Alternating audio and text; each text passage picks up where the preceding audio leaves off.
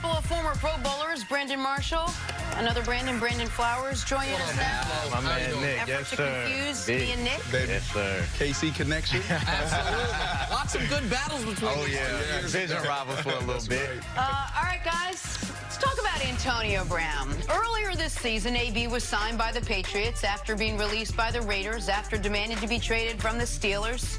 His time with the Patriots didn't last long, 11 days and 1 game before being released. And when that happened, he fired off a tweet, a not-so-flattering message to owner Robert Kraft. But yesterday on Instagram, he then apologized. He posted a picture of himself hugging Tom Brady with the caption, "Mr. Kraft, I apologize sincerely to you and your organization. All I wanted to be was an asset to the organization. Sorry for the bad media and the drama. Thank you sincerely, AB." All right, Nick, you think a contender should sign Antonio Brown? Oh, I think there's some playoff teams that could use him, and I think Philly could use him. I think the teams that are right now as presently constituted, good enough to get in the playoffs, but not good enough to go on a run, those are the teams that, to me, the Antonio Brown window, it makes sense. If you're a bad team, why do it? You just you take reps away either from a young player, add a potential distraction. And if you're a team that already believes you can win the Super Bowl, I wouldn't do it because this is bringing a very volatile human being into your locker room. Yeah. But so Philly, it makes sense to me. I don't think the Colts would.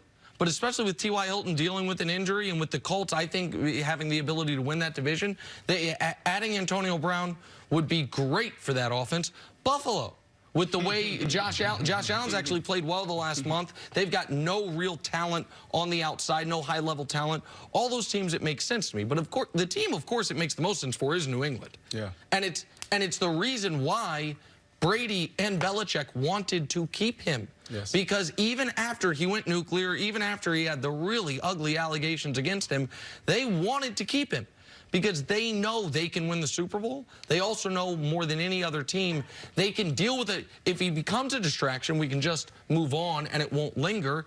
And they know that given his skill set, he matches up with what Brady is now, which is more of a technician than a gunslinger, better than almost any receiver in football. Now, I don't think it'll happen. I think Antonio Brown's next football game will be next season, not this season. And it might not even be next season, because who knows what penalty will come down upon Antonio Brown from the commissioner. Well, yeah, and that's the thing. I think that's where the conversation starts. Is what's his status? Well, you don't know. A team doesn't know before they sign. Yeah, I mean, is he going to be on the commissioner's exempt list? Is he going to be suspended? We don't know right now. He's just in this gray. He had a meeting last week, I believe, 8 hours in Florida with the league office. But so you start there with the conversation, and then you go to stability. He doesn't seem stable, all right? You know, forget the NFL, and then you apologize right away. I'm done with the NFL, you know, forget this, business is booming, right? Like, look at this, look at my bank account, and then it's, please, I'm sorry, Mr. Kraft, like, who are you? Where are you at right now? Okay, so that's the other thing. And then another thing, too, is he's all talk. Like, yes, that is a great apology. But when you go, I've been a guy, right, that had my own struggles. And the reason why I was able to turn around the second part of my career was because I was able to show teams that, like, look, I'm a better person.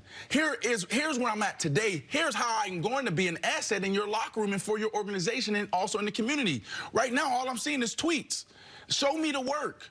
Show me a tweet when you're leaving a counseling session. Show me a tweet where you're sitting down with some of the leaders in the Ray Lewises of the world and the Brooks of the world and saying, help me. Right. How do I get back on track? He's not doing that, and until then, he's all talk, and I'm not going to touch him.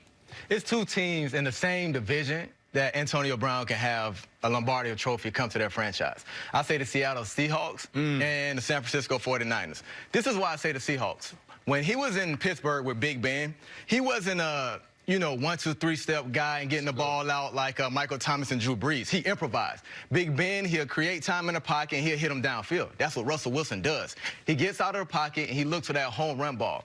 Antonio Brown fits that great. In San Francisco. Real quick on Seattle, the audience should be remembered. They were a team when Oakland cut him that was interested in him before the Patriots swooped in. That would have been perfect for him. But go ahead with San Francisco. And then with San Francisco, you have Jimmy G. He learned up under Brady. He's a system guy. You have Emmanuel Sanders that came over. I think he's a great number 2 receiver. If you bring Antonio Brown over there, these guys played together in Pittsburgh. These guys would be great. They have a great run game. They have a great defense. I think Antonio Brown to make this offense and this team dynamite. Brandon, if we're just talking football, let's take off the field out of it. Yeah. 100%, you're right. The best situation for him is Seattle. No one talks about that. I never thought it would work really in New England for him. Why? Because it's system.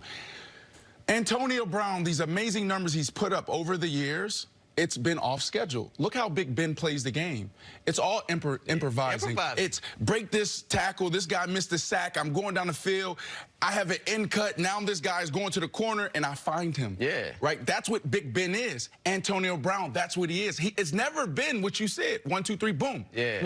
What is Seattle's the perfect situation. So it's very, not that you didn't have skills as a technician, Brandon, as a receiver, but you walk into a room, it's very obvious one of the reasons you were so difficult to guard. So you're 6'5", you're a giant guy, and you're going to have such a physical advantage to go along with the different things you learned along the way to becoming a professional receiver. AB is your size, thereabouts. What makes him, as a guy who's guarded him, what makes him so special? Just X's and O's part of it on the football side of things. Why has he been able to be so effective at every stop along the way or at every year of his career prior to this season? To me, he's a great route runner. He's smart, and improvising is his thing. He knows if I get in trouble, if I'm not getting the ball on a slant route, run to that corner and outrun this defender to this angle where this cornerback can't create this angle to separate and get the ball out of the hands. And Big Ben, they worked together for so long. Big Ben knew where to put the ball at, and they just worked well together.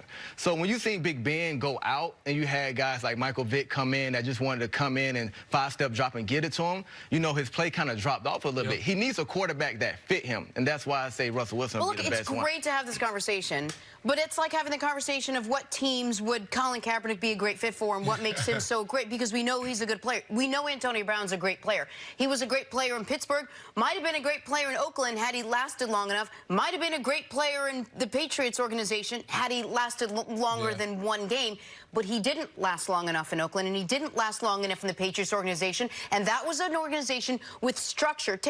He's going to be successful where he goes with the X's and O's. They have structure. They have a very structured head coach. They have a structured system, and he couldn't make it work. Okay, but so it should be noted, though, and again, I'm not an AB apologist, and I don't particularly like the guy, but it should be noted what happened in New England. What happened in New England was he got accused of some horrifying things that predated any of his time in New England, and the owner said, we can't have this associated with our team. It was not because he couldn't operate within the structure of the team. It was not because he couldn't operate. It was not because he sent out a tweet after they told him to cut all that business out. He couldn't control himself, and it wasn't because he made a comment about Robert Kraft. He couldn't keep his mouth shut. Well, hold on. Keep your mouth shut. Stay off social media. Okay, well, the comment about Robert Kraft was after he was cut.